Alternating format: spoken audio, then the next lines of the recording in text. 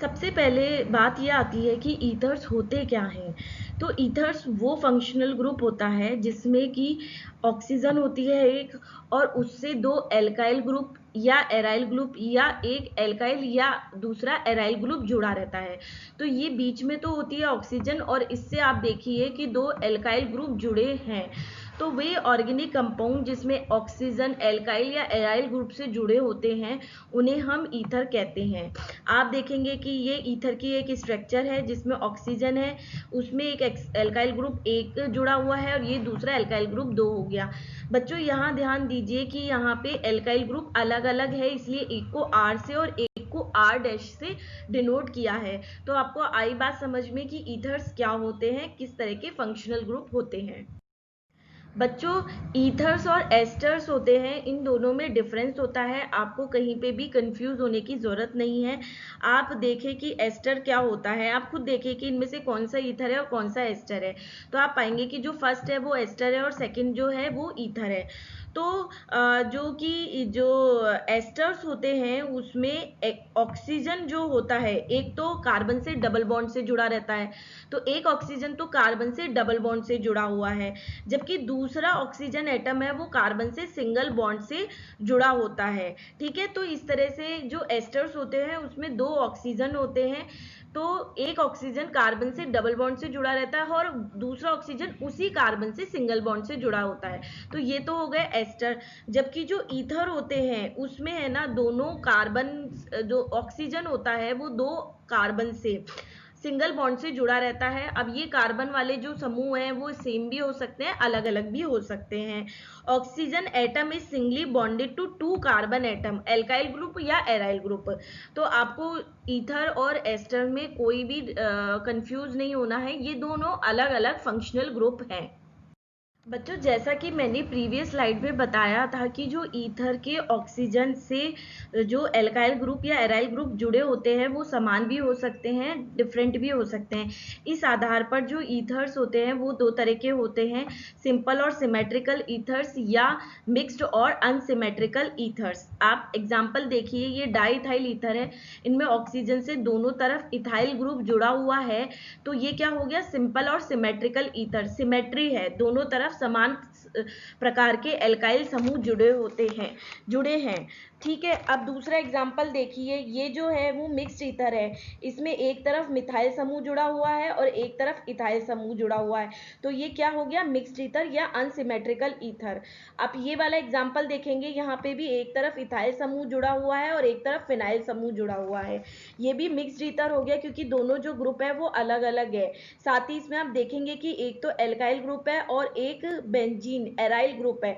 तो ईथर से जुड़े जो एल्काइल या एराइल ग्रुप होते हैं, इसके आधार पर ईथर दो प्रकार के हो सकते हैं, सिंपल और सिमेट्रिकल, दूसरा मिक्स्ड और अनसिमेट्रिकल ईथर। अब हम बात करेंगे कि ईथर्स होता है उसका नाम कैसे दिया जाता है। ईथर्स को नाम देने के लिए, या मैं कहूँ सारे ऑर्गेनिक कंपाउंड्स को नाम देने के लिए दो मेथड होते हैं। एक तो कॉमन नेम्स यूज़ किए जाते हैं, दूसरा मेथड होता है आयुपैक नॉमेनक्लेचर।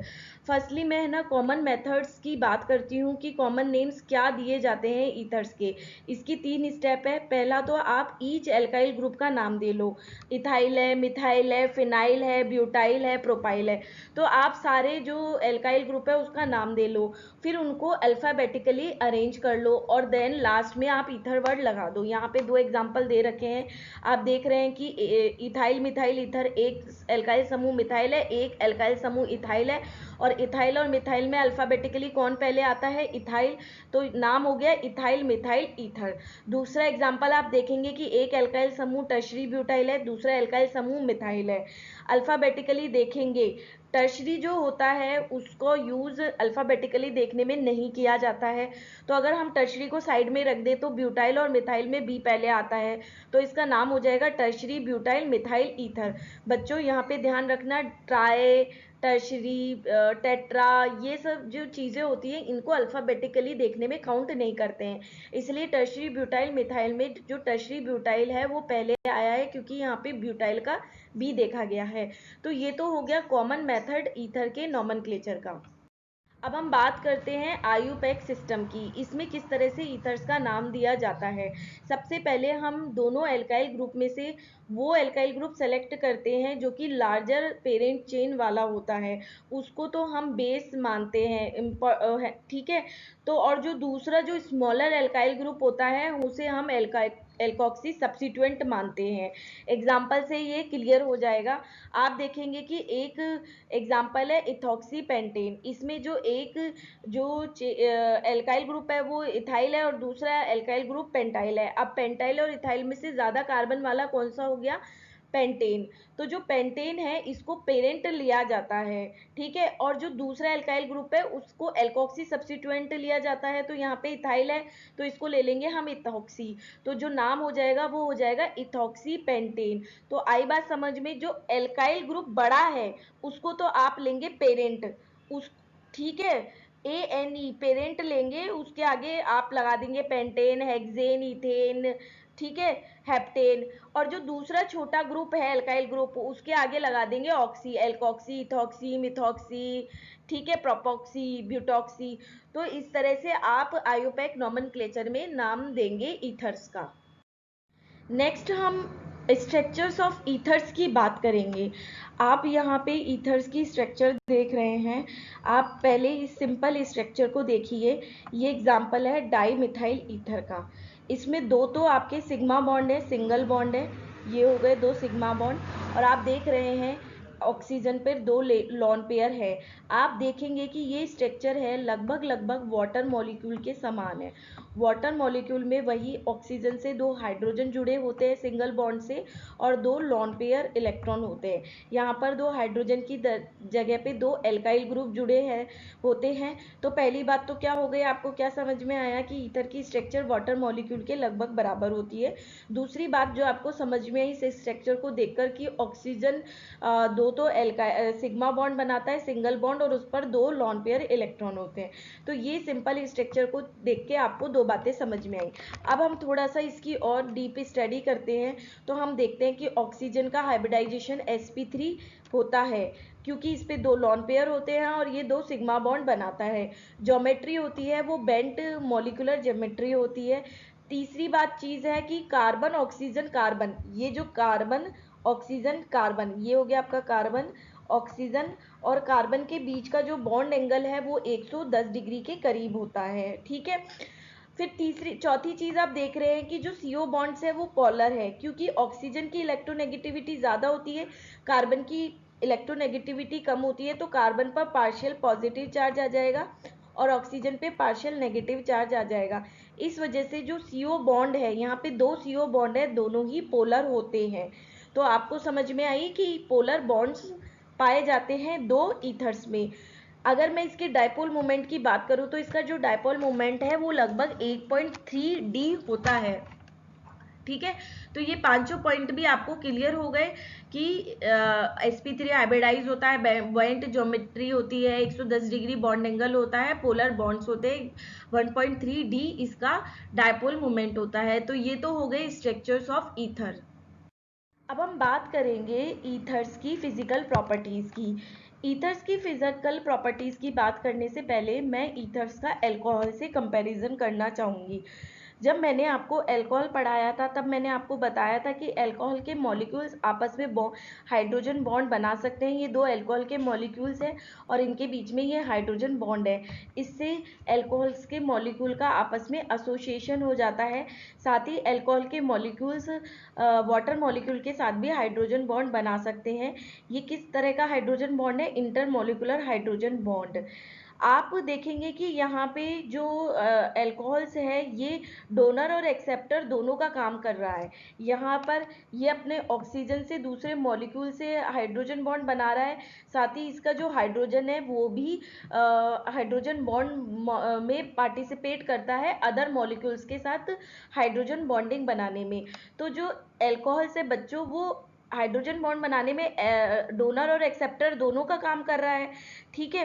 लेकिन जब मैं ईथर की बात करूं तो ये सिर्फ एक्सेप्टर का काम करता है, क्योंकि ये ऑक्सीजन से सिर्फ दूसरे जो अल्कोहल है उसके साथ या वाटर के साथ तो H बॉन्ड बना सकता है, लेकिन इसमें कोई भी H, खुद के पास कोई H प्रेजेंट नहीं रहता है हाइड्रोजन बॉन्ड बनाने के लिए, इसीलिए ईथर मॉलिक्यूल्स में आपस में हाइड्रोजन बॉन्ड नहीं बनता है। आप ध्यान रखिए, क्योंकि इसके पास सिर्फ ऑक्सीजन है, ये ऑक्सीजन से दूसरे मॉलिक्यूल जिनके पास H है उसके साथ हाइड्रोजन बॉन्ड बना सकता है, लेकिन अगर मैं दूसरे ईथर मॉलिक्यूल के बात करूं तो वो आपस में कैसे बनाएंगे, क्योंकि इनके पास तो H है ही नहीं।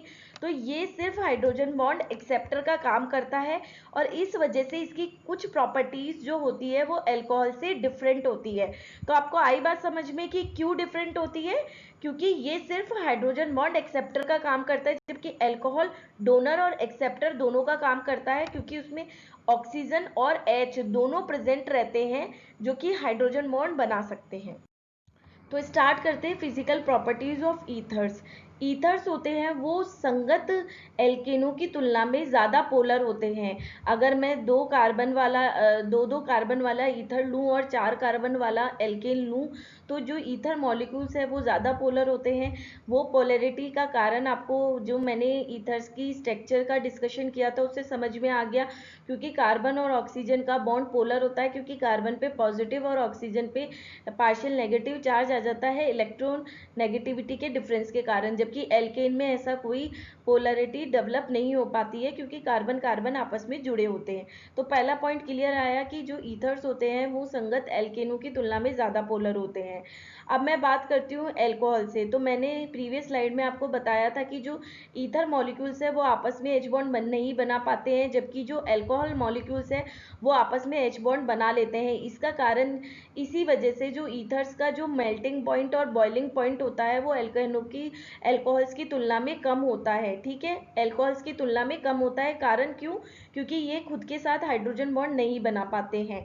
ठीक है, तीसरा पॉइंट ये है कि ईथर्स है वो खुद के साथ हाइड्रोजन बॉन्ड तो नहीं बना पाते हैं, लेकिन जो वाटर मॉलिक्यूल है उसके साथ तो हाइड्रोजन बॉन्ड बना सकते हैं अपने ऑक्सीजन से। तो यही कारण है जो ईथर्स होते हैं वो एल्केन्स की तुलना में ज़्यादा वाटर सॉल्युबल होते हैं, लेकिन अगर मैं अल्कोहल्स का कंपैरिजन करूं तो अल्कोहल्स की तुलना में कम सॉल्युबल होते हैं। तो अगर आपको यहाँ पे 3 चीज़ों की सॉल्युबिलिटी देखनी है, एल्केन, ईथर्स और अल्कोहल्स, तो सबसे ज़्यादा वाटर में सॉल्युबिलिटी किसकी होती है? अल्कोहल्स की, क्योंकि वो सबसे ज़्यादा पोलर होते हैं। फिर ईथर्स की, और जो एल्केन होते हैं वो वाटर सॉल्युबल नहीं होते हैं, क्योंकि वो H बॉन्ड बना ही नहीं सकते हैं।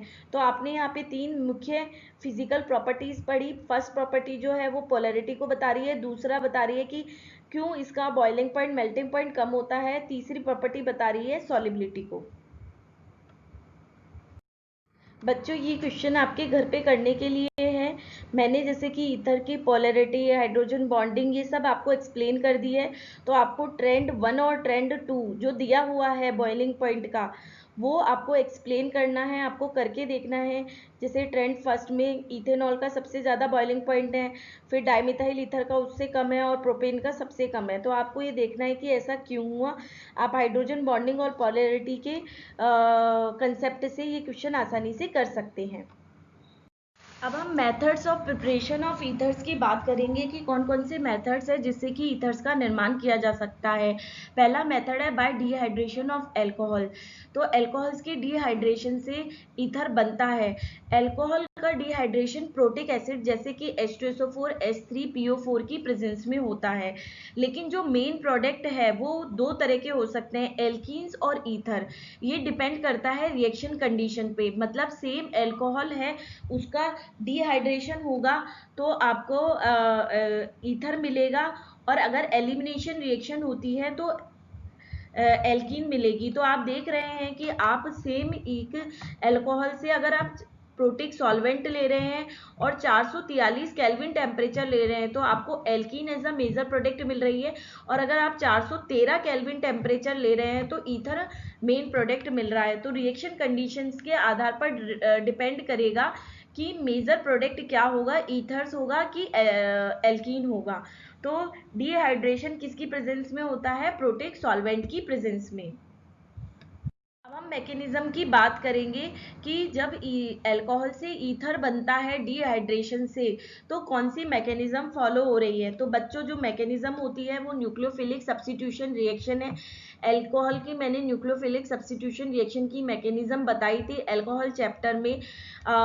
ये मेथड तब ज़्यादा यूजफुल होता है जब हम प्राइमरी एल्काइल ग्रुप वाला अल्कोहल लें, जैसे कि ethyl alcohol, methyl alcohol, propyl alcohol. तो अगर 1 डिग्री अल्कोहल का डिहाइड्रेशन किया जाता है तो ईथर बनने के चांसेस ज़्यादा होते हैं। और मैकेनिज्म कौन सी फॉलो होती है, SN2 मैकेनिज्म। ठीक है। तीसरी जो बात है जो हमें ध्यान रखनी होती है कि एल्काइल ग्रुप अनहिंडर्ड होना चाहिए, उस पर ज़्यादा सब्स्टिट्यूशन नहीं होना चाहिए और टेम्परेचर कम होना चाहिए। ठीक है। ये जो कंडीशंस है ये इसलिए लगाई जाती है जो कि इसकी साइड रिएक्शन है इथीन का निर्माण या एल्कीन का निर्माण, वो कम से कम हो, उसके लिए हमें ये चीज़ें ध्यान रखनी होगी। अगर हम इन चीज़ों का ध्यान नहीं रखेंगे तो ईथर्स की बजाय क्या बनने लग जाएगा, एल्कीन बनने लग जाएगा। अगर अल्कोहल सेकेंडरी और टर्शरी होता है तो रिएक्शन कौन सी फॉलो होएगी, SN1 मैकेनिज्म। तो आपको मैकेनिज्म के पॉइंट्स क्लियर हो गए। जनरली प्राइमरी अल्कोहल लिया जाता है क्योंकि वो अनहिंडर्ड होता है। मैकेनिज्म SN2 होती है, टेम्परेचर हमें कम रखना होता है। ऐसा इसीलिए करना होता है जिससे कि साइड रिएक्शन जो कि एल्कीन का निर्माण है वो उसे हम मिनिमाइज कर सकें। बच्चों, ये SN2 मैकेनिज्म है जो कि अल्कोहल के डिहाइड्रेशन से ईथर के निर्माण को बताती है। फर्स्ट स्टेप जो होता है उसमें जो प्रोटिक एसिड का जो प्रोटोन है उसके बीच में और अल्कोहल के बीच में एसिड बेस रिएक्शन होती है, क्योंकि जो ऑक्सीजन पे 2 लॉन पेयर होते हैं तो इससे H+ आके जुड़ जाएगा और आपका प्रोटोनेटेड अल्कोहल बन जाएगा। दूसरी स्टेप में जो प्रोटीनेटेड अल्कोहल है उस पर अल्कोहल के दूसरे मॉलिक्यूल का अटैक होता है। ये तो सबस्ट्रेट का काम करता है और ये न्यूक्लियोफाइल का काम करता है। तो अटैक, और ये जो स्टेप होती है सेकेंड स्टेप, ये रेट डिटर्मिनिंग स्टेप है। तो आपको आ गई बात समझ में, ये SN2 मैकेनिज्म क्यों हुई, क्योंकि यहाँ पे रेट डिटर्मिनिंग स्टेप में 2 मॉलिक्यूल काम में आ रहे हैं। एक तो प्रोटोनेटेड अल्कोहल है जो कि फर्स्ट स्टेप में मिला था, और दूसरा मॉलिक्यूल है जो अनप्रोटोनेटेड अल्कोहल है। अनप्रोटोनेटेड अल्कोहल तो न्यूक्लियोफाइल का काम कर रहा है और प्रोटोनेटेड अल्कोहल, प्रोटोनीकृत अल्कोहल सबस्ट्रेट का काम कर रहा है। और न्यूक्लियोफाइल का जब अटैक होता है तब हमें ये प्रोटोनेटेड ईथर मिलता है। मतलब इसमें बाकी सारी स्ट्रक्चर ईथर के समान है, बस इस पे H जुड़ा हुआ है। थर्ड स्टेप में इस H का निकास हो जाता है और आपको फाइनली ईथर मिल जाता है। तो जो थर्ड स्टेप है वो है डीप्रोटोनेशन, प्रोटोन का निकलना। तो आपको आई बात समझ में कि किस तरह से 3 स्टेप में SN2 रिएक्शन मैकेनिज्म से अल्कोहल से डिहाइड्रेशन द्वारा ईथर का निर्माण हो रहा है। अब हम दूसरे मेथड की बात करेंगे जो कि विलियमसन सिंथेसिस है। लेबोरेटरी में ईथर के निर्माण में जनरली यही मेथड काम में लिया जाता है, क्योंकि आपने जो पिछला मेथड पढ़ा था अल्कोहल के डिहाइड्रेशन का मेथड, उसमें जो एल्कीन के निर्माण की जो साइड रिएक्शन होती है उसकी काफ़ी चांसेस होते हैं, जिससे हमारा डिजायर्ड प्रोडक्ट जो ईथर होता है उसकी जो यील्ड होती है वो कम हो जाती है। इसलिए उस मेथड का जनरली लेबोरेटरी में ईथर के निर्माण में यूज़ नहीं किया जाता है। जनरली विलियमसन सिंथेसिस का यूज़ किया जाता है।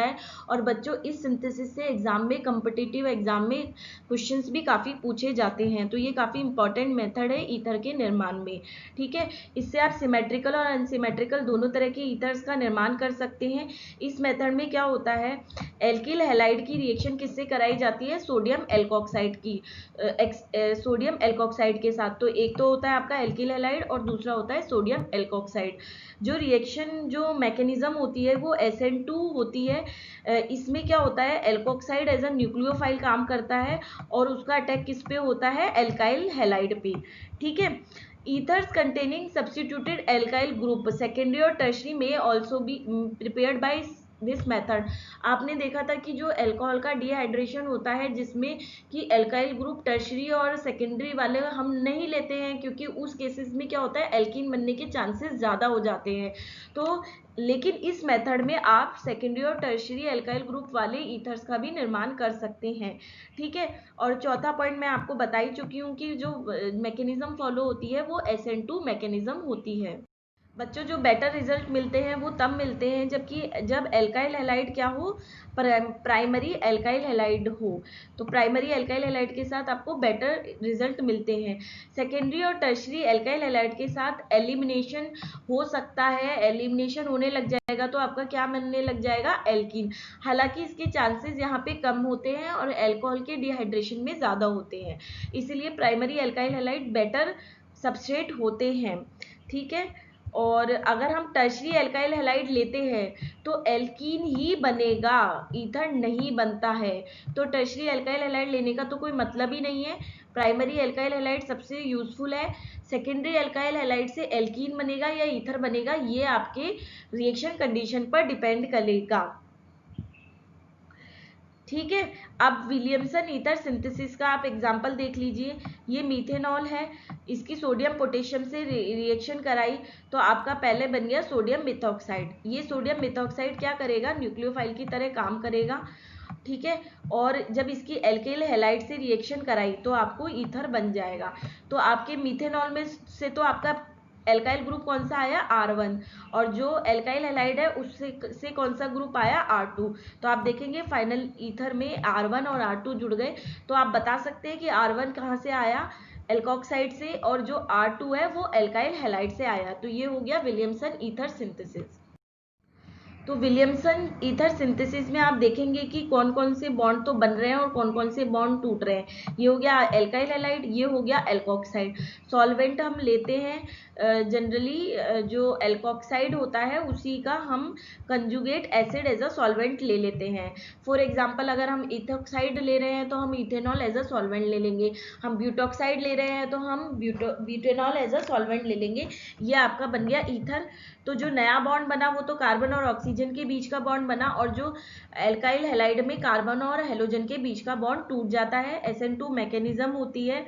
बेस्ट फॉर मिथाइल और प्राइमरी एल्काइल हैलाइड के साथ सबसे अच्छे रिजल्ट हमें मिलते हैं।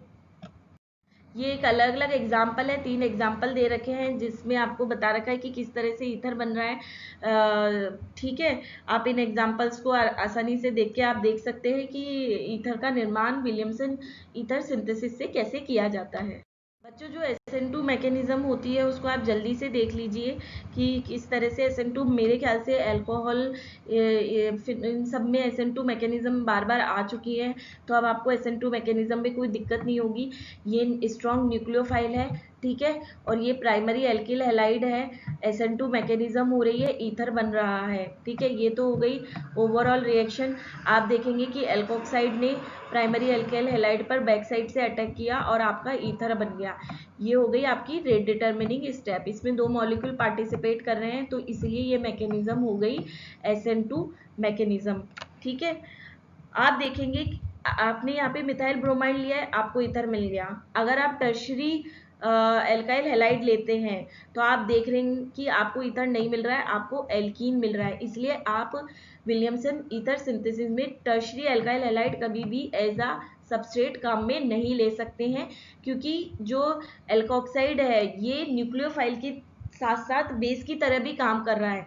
जब ये एलिमिनेशन रिएक्शन होती है तो ये किसकी तरह काम करता है, एलिमिनेशन रिएक्शन में ये बेस की तरह काम करता है और मिथाइल का H ले जाएगा और फाइनली आपका यहाँ पे नेगेटिव चार्ज आएगा और ये इधर मूव करके ये इधर मूव करके हेलोजन निकल जाएगा और आपका एल्कीन फाइनल प्रोडक्ट बन जाएगा। तो यहाँ पे बात ये होती है कि एल्कोक्साइड है वो बेस की तरह भी काम कर सकता है, न्यूक्लियोफाइल की तरह भी काम कर सकता है। तो हमें सबस्ट्रेट ऐसे लेने हैं जो कि एलिमिनेशन रिएक्शन ना दे, और बेस एल्कोक्साइड भी हमें ऐसा लेना है जो कि ज़्यादा स्ट्रॉन्ग बेस ना हो बल्कि ज़्यादा स्ट्रॉन्ग न्यूक्लियोफाइल हो। तो यहाँ पे हमेशा आप देखेंगे कि सब्स्टिट्यूशन और एलिमिनेशन में कंपटीशन हो रहा है और कौन ज़्यादा डोमिनेट करेगा वो सबस्ट्रेट की स्ट्रक्चर पर डिपेंड करता है। ठीक है, बच्चों अब हम ईथर के सिंथेसिस का तीसरा मेथड देखते हैं जो कि एल्कोक्सी मर्क्यूरेशन और डीमर्क्यूरेशन मेथड है। बच्चों ये रिएक्शन आपने अल्कोहल में भी पढ़ी थी, जिसमें कि एल्कीन मॉलिक्यूल पे जब वाटर मॉलिक्यूल का एडिशन कराते हैं मर्क्यूरिक एसीटेट की प्रेजेंस में तो अल्कोहल का निर्माण होता है। तो ये रिएक्शन आपने कहाँ पढ़ी थी? अल्कोहल की सिंथेसिस में। अगर हम सेम रिएक्शन करवाते हैं और एल्कीन पर वाटर मॉलिक्यूल की बजाय अल्कोहल मॉलिक्यूल का एडिशन कराते हैं तो ईथर का निर्माण होता है। तो अगर हम वाटर मॉलिक्यूल का एडिशन करा रहे हैं एल्कीन पर तब तो अल्कोहल का निर्माण हो रहा है, और अगर हम अल्कोहल मॉलिक्यूल का एडिशन कराते हैं एल्कीन पर तो ईथर का निर्माण होता है। नेक्स्ट स्लाइड में केमिकल रिएक्शन से आपको ये रिएक्शन और भी क्लियर हो जाएगी। देखिए बच्चों, फर्स्ट स्टेप में जो मर्क्यूरिक एसीटेट होता है, ये मर्क्यूरिक एसीटेट और अल्कोहल का एल्कीन डबल बॉन्ड पे एडिशन होता है। एक पाई बॉन्ड टूटता है, दो सिग्मा बॉन्ड बनते हैं। एक बॉन्ड से तो OR जुड़ गया और एक बॉन्ड से मर्क्यूरिक मोनो एसीटेट जुड़ गया। इसका जब आप चयन NaBH4 से कराते हैं तो ये जो बॉन्ड है वो ब्रेक हो जाता है और दोनों पर HH जुड़ जाता है। तो आपका क्या मिल जाएगा? फाइनली ईथर मिल जाएगा। तो फर्स्ट स्टेप में तो क्या हो रहा है, डबल बॉन्ड टूट रहा है और दो सिंगल बॉन्ड बन रहे हैं, और सेकेंड स्टेप में आप चयन होकर आपको फाइनली ईथर मिल जाता है। तो ओवरऑल रिएक्शन आप देखेंगे, ये आपका एक एल्कीन है और ओवरऑल रिएक्शन ये आपकी हो रही है, आपका ईथर बन गया है, कार्बन ऑक्सीजन कार्बन। तो ये जो लिंकेज है ये बता रहा है कि ईथर का फॉर्मेशन हो रहा है और आपने अल्कोहल लिया है। तो ये बच्चों सेम रिएक्शन है जो कि अल्कोहल की सिंथेसिस में पड़ी थी, बस अल्कोहल की सिंथेसिस में हम ये अल्कोहल की बजाय वाटर मॉलिक्यूल लेते हैं। तो आ गई बात समझ में बच्चों कि ये किस तरह से रिएक्शन हो रही है। बच्चों जल्दी से इस रिएक्शन को देख लेते हैं कि इस रिएक्शन की मैकेनिज्म कैसे होती है। सबसे पहले जो ये मर्क्यूरिक एसीटेट है इसका अटैक होता है और ये 3 मेंबर्ड साइक्लिक इंटरमीडिएट बनता है। आपका डबल बॉन्ड टूटेगा और इस डबल बॉन्ड से ये HgOAc आपका जुड़ गया, ठीक है। फिर इस साइक्लिक 3 मेंबर्ड इंटरमीडिएट पर अल्कोहल का मॉलिक्यूल अटैक करता है और रिंग ओपनिंग हो जाती है और फिर आपका ये वाला इंटरमीडिएट बनता है। इस वाले इंटरमीडिएट से अगर H+ निकल जाता है, जो OAc माइनस बना था HgOAc ट्वाइस से, वो इस पर अटैक करता है और आपका फाइनली आप देख रहे हैं कि डबल बॉन्ड पे एक तो OR जुड़ गया और HgOAc जुड़ गया, ठीक है। जब इसका अपचयन कराया आपने तो ईथर मिल गया। तो यहाँ पे कोई रीअरेंजमेंट पॉसिबल नहीं है क्योंकि साइक्लिक इंटरमीडिएट बनता है, तो ये रिएक्शन काफ़ी इंपॉर्टेंट होती है क्योंकि इसमें कोई रीअरेंजमेंट वाला प्रोडक्ट नहीं बनता है। तो ये हो गई mechanism oxy mercuration D mercuration की। तो आप इस मैकेनिज्म को अच्छे से समझिए, ठीक है। चौथा मेथड है एल्काइल हैलाइड से। जब एल्काइल हैलाइड की ड्राई Ag2O से रिएक्शन की जाती है तो ईथर बनता है। आप देखें कि किस प्रकार दो मॉलिक्यूल एल्काइल हैलाइड की रिएक्शन एक मॉलिक्यूल Ag2O से की जा रही है। तो दो मॉलिक्यूल ये यहाँ पे बच्चों AgI नहीं होगा, AgBr होगा, ये निकल जाते हैं और एक मॉलिक्यूल आपका ईथर का मिल जाता है। तो ये इजी रिएक्शन है अपने आप में काफ़ी, और इससे भी एल्किल से आपको मिल जाता है। अब हम देखेंगे बाय मिथाइलेशन ऑफ अल्कोहल कि अल्कोहल के मिथाइलेशन से किस तरह से ईथर का निर्माण होता है। बच्चों आप देखेंगे कि जब डाईएजोमीथेन की अल्कोहल से रिएक्शन की जा रही है तो ईथर बनता है और N2 बाहर निकल जाता है। तो अल्कोहल की डाईएजोमीथेन से रिएक्शन कराने पर आपका ईथर मिलता है। आप ये रिएक्शन BF3 की प्रेजेंस में आप ये करा सकते हैं, ठीक है। ये इसकी एक एग्जांपल अपन ने देख लिया मीथेनॉल से। अगर मैं इथेनॉल से रिएक्शन करा रही हूँ, यहाँ पे आपको मिथॉक्सी मीथेन मिला तो ये हो गया सिमेट्रिकल ईथर। अगर इथेनॉल से कराती हूँ तो आप देखेंगे इथाइल मिथाइल ईथर मिला तो आपको अनसिमेट्रिकल ईथर यहाँ पे मिल गया। अगर फिनॉल की डाईएजोमीथेन से रिएक्शन करा रहे हैं तो मिथॉक्सी बेंजीन ईथर मिल जाएगा, ठीक है। तो आप ये देख रहे हैं कि यहाँ पे एक ग्रुप एराइल ग्रुप है और एक एल्काइल ग्रुप है। तो किसी भी तरह का चाहे सिमेट्रिकल चाहे अनसिमेट्रिकल में भी एक एल्काइल एक एराइल ग्रुप किसी भी तरह का जो ईथर है वो इस मेथड से बनाया जा सकता है। तो ये हो गया मिथाइलेशन ऑफ अल्कोहल। तो बच्चों अभी तक हमने ईथर देखा कि ईथर किस तरह के फंक्शनल ग्रुप होते हैं। आपने देखा कि अगर मैं फंक्शनल ग्रुप की बात करूँ तो ईथर सबसे अनरिएक्टिव मतलब सबसे लीस्ट रिएक्टिव फंक्शनल ग्रुप होते हैं, ठीक है। लेकिन हमने ये भी देखा कि जो एल्केन है उससे ईथर ज़्यादा रिएक्टिव होते हैं। फिर हमने ईथर के नॉमेनक्लेचर की बात की कि उनका कैसे कैसे नाम दिया जाता है, ईथर की फिजिकल प्रॉपर्टीज़ देखी, फिर ईथर को बनाने के हमने 5 तरीके देखे। ऑलरेडी लेक्चर काफ़ी लंबा हो गया है, तो ईथर की जो केमिकल रिएक्शंस है या केमिकल प्रॉपर्टीज़ है उसकी बात मैं अगले लेक्चर में करूँगी। आज के लेक्चर के लिए इतना ही। Thank you so much.